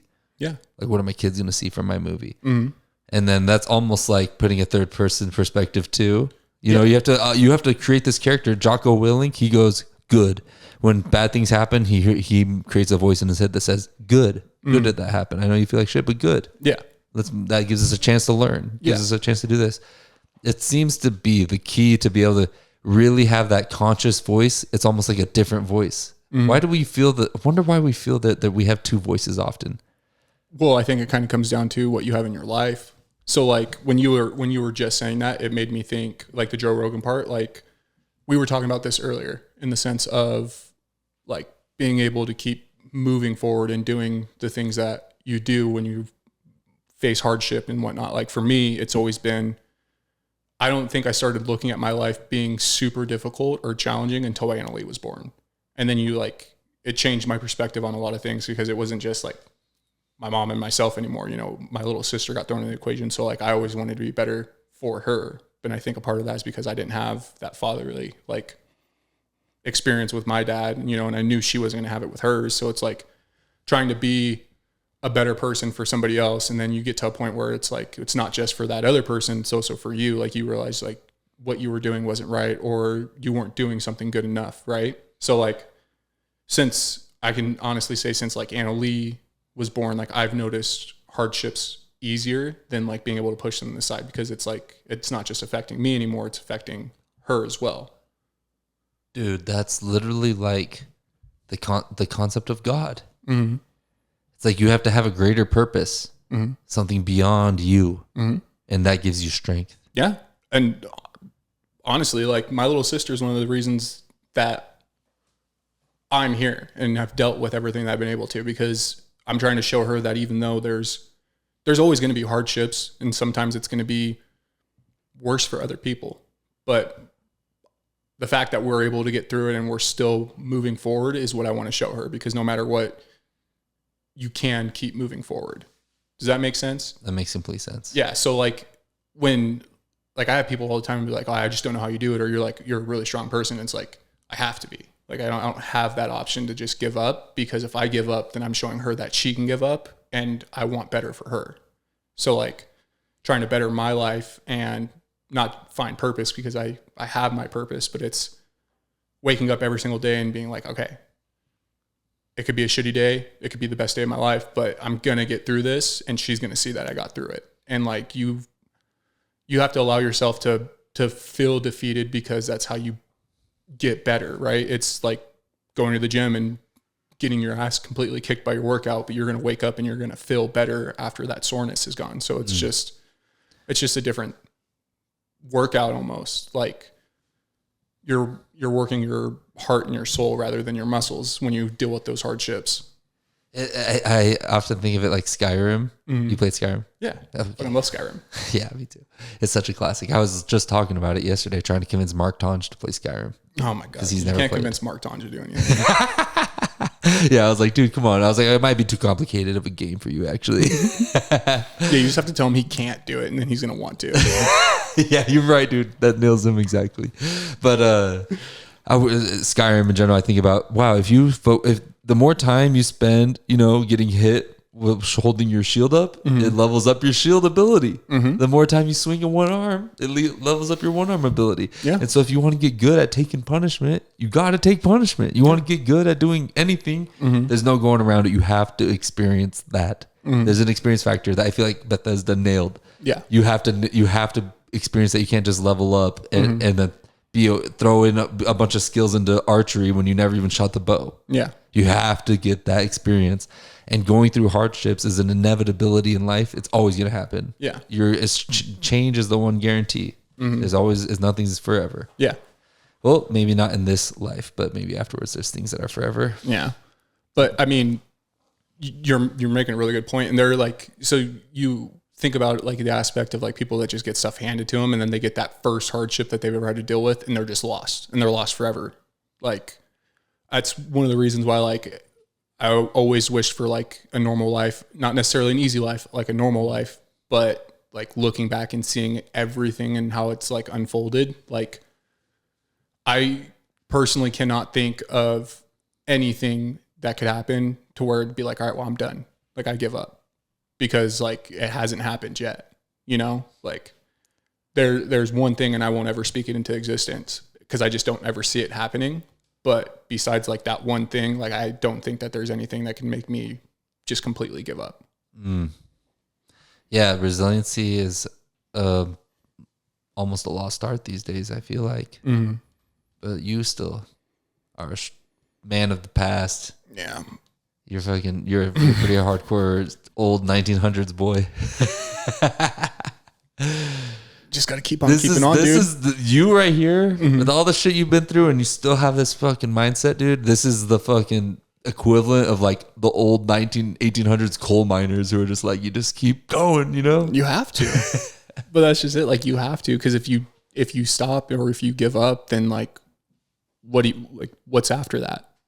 And I don't want to know. Like, I'd rather just keep on living and keep on trying rather than giving up. Because like how you had brought up like doing things and like Joe Rogan talking about his like life becoming like a documentary and always being followed around by a camera. Like I imagine you get a replay of everything when it's all over. And I want to be able to look back and be like, fuck yeah, I made it. I made it as far as I could for as long as I could. And it was a good life. Even if it doesn't feel like it at the moment. Like it's about moving forward until you get to that point. Because everybody gets there eventually. You have to. Like it could be different for other people. Like I don't think, like I think about like people who like, what's the best? Like a bank robber. Like that's their best life, right? And everyone has their different like outlook on it. And like mine is just being there for the people that need me because that like brings me joy. I just finished this Will Durant book called it's Lessons from History, and he's a famous historian, 20th century. And there's this quote that just sticks with me that relates to what you're saying here. And he goes, "Life is a game that you can't win, but you play hard as hell anyways." Yeah, dude. And I don't know. It's crazy. Like I was, I can't remember who I was talking to. Oh, it was Jesse. And I told Jesse, I was like, if I would have known this is where my life was going to be last year, like a year ago from today, like, I don't know what I could have done to change anything, but like, I'm glad that like, I'm still me throughout all of it. Like it's things I thought would have broke me that didn't. And I truly think it's down to the people that I still have in my life that are there as support and like wanting to be able to be that same person for them because they were able to get me through those hardships. Although there are people who, that's not quite created equal amongst everybody. It's a spectrum of resiliency because I think of Viktor Frankl's Man's Search for Meaning. Have you ever heard of that book? So Viktor Frankl is a Jewish psychiatrist who went through Auschwitz during World War II, during the Holocaust. And in that book, he talks about his experience and how he got separated from his family. I'm pretty sure his wife was dead. Years had passed. People were giving up thinking that the war would ever end, actually. They're stuck in this camp for years. And then they think, no one's coming. And they have gas chambers all over right there. You fuck up at all. It's like boot camp, but if you fuck up, they just send you to the gas chamber and put you into the sky of smoke. And people would give up. They would run, and they call it running for the fence. They'd run to the fence and grab the electric fence and kill themselves just to end it. Damn. But some people, people like Viktor Frankl didn't. Some people, they just gave up on what's the point of living anymore? They gave up. But then people like Viktor Frankl kept moving forward just because the thing that kept him moving forward often was the thought, just holding on to the image of his wife, thinking about her. If he just droned out, it would almost be like he was there with her. And And it wasn't even that he thought he would see her again someday, or that he even thought she was alive. He didn't even care, because her thought in his mind was such a beautiful thing to him, because it was just so pure love that he fought to stay alive just to keep that thought alive. Yeah. Like a candle flickering in a blizzard. Yeah. Like something you see beautiful about it. And so, I mean, some people, they would just run for the fence, but some people will fight just for a thought of love. Yeah. Well, and like, I can't remember where the saying comes from, but it's like when does a man really die, or when does a person really die? It's not when they're, they take their last breath. It's when the last person that remembers them forgets about them. Like in the sense of like, that's when they're gone forever. Right. And I think there's some truth to that, because like people go on for forever. Like think about Miyamoto. Like he's not dead because his teachings still go on, and like his experiences go on. So like, I mean, people can live essentially forever based off of what they put out there into the world. Personally, I don't want to live forever. I just want to be, just forget me already. Not necessarily that, but like, I'm okay with making the impact on the lives of the people that I care about. Yeah. And if something was to happen to me, like them know that like I was able to get through everything, not just because I needed to, but because of like the people around me. Like I couldn't give up right now. And it's not just because my little sister or because of Miles, but it's because like mom and dad and grandma and grandpa are watching, and like just trying to make them proud, and like, I feel like I'm doing a pretty good job at that, but there are days where it's a little bit harder. But like, just knowing that like my mom did everything to give me the life that I was able to have, and I'm super, super thankful for it. And now I just want to be able to do that for my sister. So that way, like, she's not going to grow up spoiled or like thinking like she had it easy. Like I feel like she's old enough now to where she, she's dealt with more at her age than I did, two different aspects of it. Do you, I just want to run this idea by you while I had it in my head. Do you understand Einstein's theory of relativity with how time is relative? Mm-mm. Have you grasped that concept before? Mm-mm. Where is something I could use? I guess this wire right here. Mm-hmm. Oh, this wire right here. Okay. This is my theory. That relates to what we're talking about real quick. Okay. I've been thinking about this. In gravity, it's like, when they have that big trampoline and they put a bowling ball in the middle and they drop marbles and it spins around. Mm-hmm. So that big sheet is space-time. Yeah. And when you have a big, large mass object, it pulls on space-time and creates a gravitational force. Yeah. And it stretches the space-time. So the fabric would normally be this big, which time relation, let's say this is the space of 1 year. Mm-hmm. But when it stretches, if you pull on the fabric and it pulls down, it stretches to be this big. Mm-hmm. And so now this is the length of 1 year in their gravitational field where they're being pulled down by gravity. Mm-hmm. But in regular space-time where the fabric is still straight, they're still going by this is 1 year. So when you go through 1 year here in your gravitational field that's being stretched, someone has gone through 1, 2, 3, 4, 5, 6 years in your 1 year. You come out of that gravitational pull and you come riding back up into the regular space-time. Yeah. People are going to be like, whoa, 6 years passed. And you're like, no, it's only been 1 year. Mm. And that's how the relativity works. When you get to things like black holes, the space-time stretches infinitely down. Yeah. So your 1 year is infinite. And so when you go into a black hole and if you cross the event horizon, you're looking at the universe, you will see the entire universe unravel. Like it'll be the end of the universe before you know it. Just like in a blink, you're going to be watching everything happen. To the relative to everyone else, they'll see you and you'll be frozen. Mm-hmm. But from your perspective, everyone you already knew died in an instant. Yeah. Someone out there, the blink of their eye is our entire existence in this universe.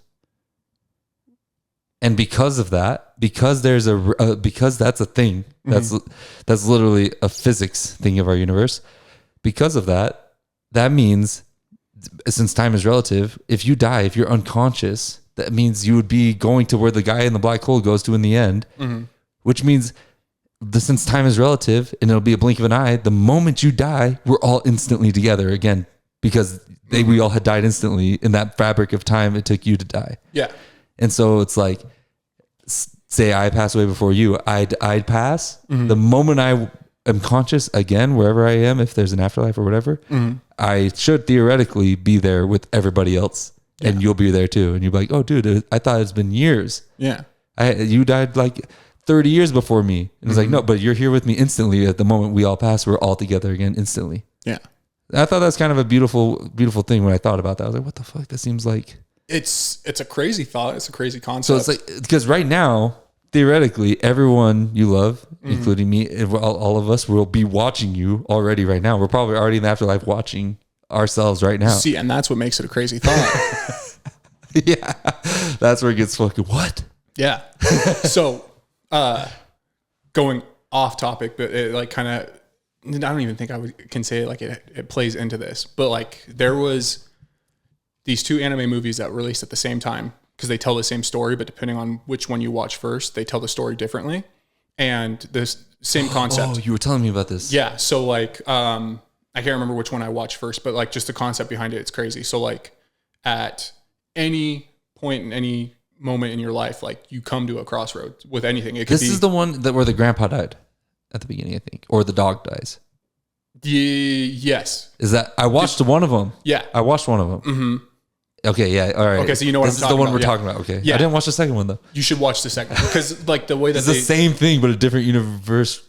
Essentially, but it also tells a different story. So I mean, it's the concept behind it's awesome.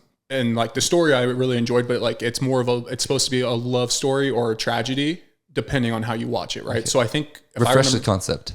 So a perfect example would be like how life can change depending on a decision that you make going left or right? And then those branch off into other things as well, right? So like you essentially to a point in your life, you make a decision and there's a different version of you in a different universe that makes the other decision. And then those two stories play out completely differently. And then they open up into more and more, right? So like in principle, string theory. Yeah. So multiverse. Yes.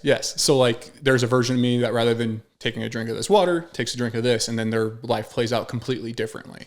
And like, I like to think like I've multiple times like sat down with myself. I'm like, where was my decision where it was like, I made this and my life could have been completely different if it was this way instead. And like one of those times it got me down like a rabbit hole in the sense of like just backtracking my life. And like the biggest one that I have done, it wasn't a decision I made, but it was a decision my mom made. And I think like if we would have stayed in Vegas, I probably would not have gotten into sports as much as I did. I probably wouldn't have been as big on respecting others because of like that coming from sports. Like I feel like I learned a lot about respect. Funny though, this is you assuming that you could predict the chaotic factors that would occur in the other place. Yeah, but like I do like think it would be crazy to see what my life would have been like if we would have never left Vegas, or like if you like turn a channel and like see the other Daniel's life playing out. And I wonder like if that's a possibility once you go, like you get to see how things would have played out if you would have done something differently. Because I mean, at that point it's over, but at the same time, like it possibly isn't, right? People are actually, scientists are kind of uproaring against string theory these days. Really? Like Eric Weinstein and I think Neil deGrasse, and there's these guys like Green. I forgot his first name. He's a mathematician, Green. He really pushes string theory a lot, and he even got into PBS and had a string theory thing where he talks about but then there's people like Eric Weinstein who are they're fucking smart as fuck. They're so fucking smart. Mm-hmm. And they have hard debates against him, and they say there's not enough science. The math doesn't actually map out string theory because the quantum side of the math starts being off. Fuck if I understand anything. Yeah, no, I mean, talking. You're saying words and I'm just listening at this point. But I trust that Eric is fucking smart, and he's making good points, and they seem to have a big debate. So it makes me wonder, that seems like string theory is kind of like up in the air right now of how valid, because I think they used to really think string theory is pretty fucking like measurable.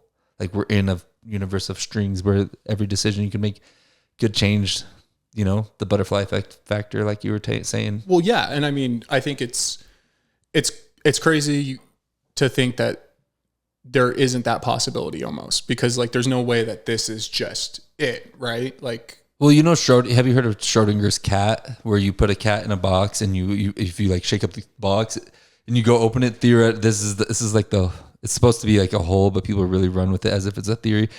If you have a cat, you put it in a box and there's no observer, because you know of like the photon wave duality, how photons act like that. Mm-hmm. So theoretically, the particles could be rearranged in there once you have an observer, and the cat could be dead or it could be alive. Mm-hmm. You don't know until you look. Yeah. And it's almost like the concept of if I break this glass and throw it into a box and shake it up, there is supposedly a universe where the atoms and everything line up perfectly where it's fixed. Mm-hmm. I shook it up and everything lined up perfectly on my shake and it became a perfect. I open it up and it's all put together. Yeah. And so then it's like the chaos factor is in an infinite world. Are all atoms going to rearrange infinite times to make everything play out in an infinite variation? So then there's a version of you that gets created, version of everything that creates you, but the atoms don't fully, there's a one change, an atom change somewhere a little bit because we're in infinity. Yeah. Maybe there's an infinite amount of ways an atom could change, and that change, it turns it into the multiverse that we're talking about. Yeah. I don't know. What do you feel inclined to believe that? See, dude, it's maybe just because I'm just not nearly as smart as some of these other people, obviously, right? But like, just I think it's fun to think that it's out there. It's not like it even matters what we really think in the end. I mean, no, because we're still here and this is still a life that we live. Yeah, but it is so fun to consider, though. Yeah, like thinking, but a little bit demoralizing. Well, see, and like I've gotten to a point where it's like I wonder if there's a me out there that like is doing something like super wild and crazy with their life and they're like known, like Adventure Time has like their multiverse type of deal, right? Or Rick and Morty is a great example. Like there's different Jerry's, and one of the Jerry's is famous and like has everything he wants, but he's also depressed because of this. There's just like thing, a Putin version of Daniel Havens. I mean, and that'd be crazy, dude. To like just a billionaire, billion mansions, just running a country. That's what they say, right? Like everyone takes turns on this entire planet. We're all taking turns being a fucking world leader in some universe. Well, and it makes me think of like other things and other concepts. Like remember when we went to Pine for Gage's bachelor party and you and I were coming back to Twin and we were listening to Logic's Everybody album. And I was just telling you like the reason that I really enjoyed it was because of like this idea or concept that like you live every life. You live every life. And then once you've lived every life that's ever possible of living, that's when you move on and you essentially like you become like a god. Your egg is ready to hatch and you blossom. But that kind of plays into effect of like, well, treating others the way that you would like to be treated, because who's to say that that's not really how it is? It's just questions it makes you question how you look at everything. And I like stuff like that. Yeah. Religious people wouldn't like that much though, because that would mean that you're Jesus. Yeah. But then you're also the Roman who stabbed him with a spear. Mm-hmm. And that's, again, it comes back to like just trying to treat everybody the way that you want to be treated. And that's what it feels like the universe was trying to tell me when I was on DMT.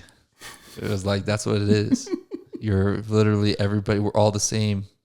You're part of this big thing called the universe, and you're just expressing yourself as conscious, as creative, as the creative force. We are the creative force we're the only things shifting shit around here. Mm-hmm. We are an expression of a universe's creative force. Yeah. The universe is creating. Mm-hmm. What you call it, God, the creator, whatever, something, there's a creative force. That's for damn sure. Yeah. And we're expressing it. Yeah. I mean, look at this shit. Yeah. No what kidding, the fuck is all this? This came from Earth. We have fucking chords reading my audio, picking up my voice, going through these chords, going into this mixer machine, and it's getting, what the fuck? We're so fucking creative, man. Dude, yeah. It's, again, comes back to alien as hell, dude. Well, think about like I had mentioned, like with Adventure Time. Like, have you watched Adventure Time all the way through? Not all the way through. Oh, dude, you have to do that. Really? Yeah, it's so good. Same with regular show. Like, it's one of those things. Regular show, not so much. You liar, dude. No, I swear. Especially when you get to like the last two seasons, like it becomes like more of like a. But random, I love regular show. Dude, regular show is one of my favorite shows. Basketball God guy died. The guy who comes down in the limo and he's a basketball head. Mm-hmm. The voice actor of that guy died. Did he really? Yeah. And of Misty. I was just getting ready to say, dude, I was so sad last night. First girl crush. Misty. Dude, so sad. Like, it's all I've seen on Facebook today is like posts about how her voice actor died. Misty and Team Rocket. What is she? Jessie. Mm-hmm. Wow. Where's James? But I'm sorry, before I interrupted with that, you were still about to say something cool. I know it. Oh, eventually it goes to from being just a random thing every single episode to like kind of being like a little bit of a story. But have you seen Regular Show all the way through? No, I haven't seen it all the way through. Okay, you need to watch it all the way through. It's about his love story, right? No. Like, it's not just that. But no. I know the ape, what's his name? Skips. I saw a bunch of his story. I've seen a lot of Regular Show. Yeah. So, I mean, you wouldn't even have to watch it from like start to finish, but I would recommend it just because it's awesome. A nice story. Yeah, it's dude. But and see, I can't even tell you about it without ruining it. So like, okay, but just give me a general without spoiler, dude, about what makes it awesome. It's just the concept behind it. So you get to that second to last episode, and then shit pops off in Regular Show like it usually does, and then you're like, what the fuck? Oh, really? Yeah. They hit you with something? Yeah, because like that whole last season, there's like a continuous story that they're going off of rather than it being one episode that's just complete randomness and then like the next one that has nothing to do with that previous episode. So they went away from that basically second to last season and then the last season. But like that second to last episode, when I was watching it, the start of the last episode, I was like, what the fuck is going on right now? Because of what happened, right? So I was just like, what? And then like I stopped watching it and like made sure I was on the right episode. And then you get a couple minutes into it and then it's like, oh shit, yeah, this is not what I thought it was. So like and it's hard to like. They do get a little freaky with the universe. Yeah. So watch it.